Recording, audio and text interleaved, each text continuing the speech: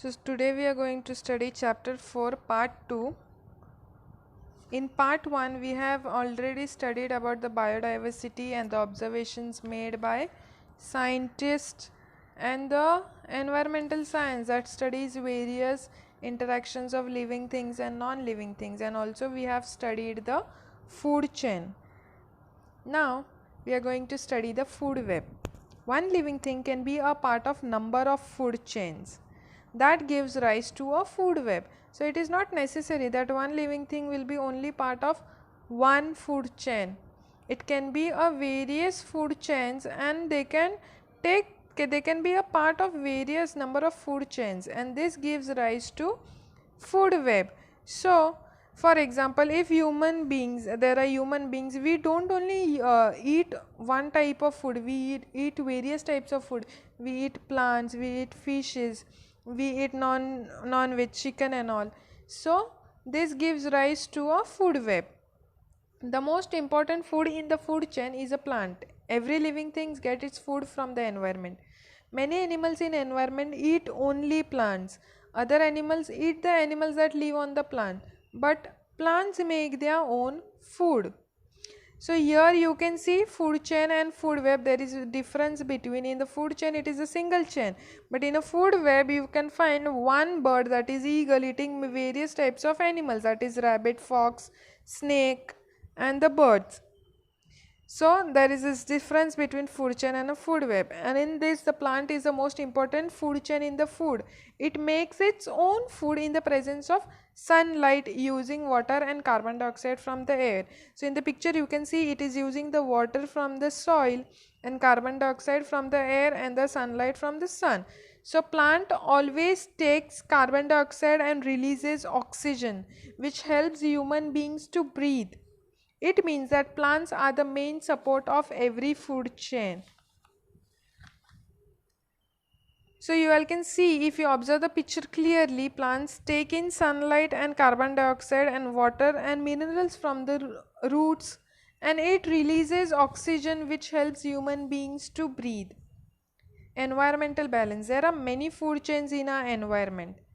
Because of these food chains, every living things get the food it needs and therefore continues to live. So there are many food chains, as I told, and because of this food chain, every living things gets its need.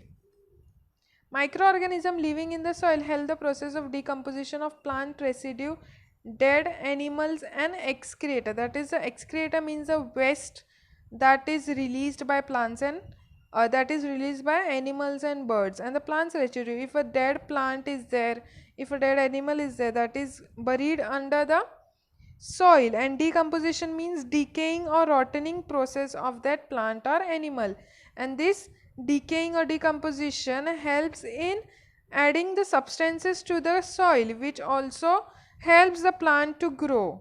Plant use them for their own growth. So the substances that help the growth of plants are formed and gets added to the soil, and so the plants use them from the soil. Thus plants use substances in the soil for their growth, and when plants and animals die, the decomposition of their remains add these substances to the soil once again. So this cycle keeps on going. This is an important cycle in the environment. Also, living things get a continuous supply of water because of water cycle. So this is a water cycle. Living things get the continuous supply of water from the water cycle. Living things use oxygen from the air for breathing and give carbon dioxide. So what does living thing use for breathing? They use oxygen and gives carbon dioxide, and it is vice versa for the plant.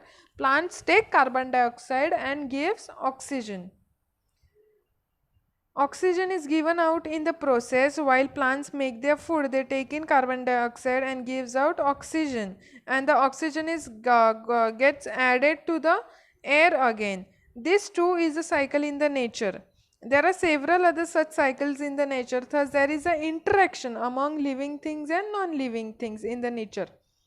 So for example, if there is a rain, the rain gets added to the groundwater gets added to the sea level, and again the evaporation take place. After evaporation, condensation take place, and again the rainy season. So it takes its own time. We have different seasons. So When it rains in the rainy season. In monsoon, when there is bright sunlight, the evaporation take place, means उस पानी की भाप बनती है, water vapor बनते हैं, and then the water vapors get condensed and forms cloud, and again in the monsoon we get rain. The interaction go on continuously. This helps to maintain food chain in the environment. The various cycles in the environment go uninterrupted. Uninterrupted means without disturbing. If the cycles are disturbed, then we won't get proper rains, we won't get proper seasons. But this food chains and everything helps to maintain various cycles in the environment, and they go in uninterrupted means without disturbance, and then environmental balance gets maintained.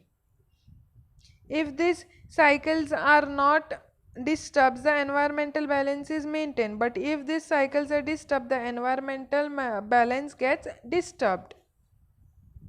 Thank you. I hope you all have understood this chapter.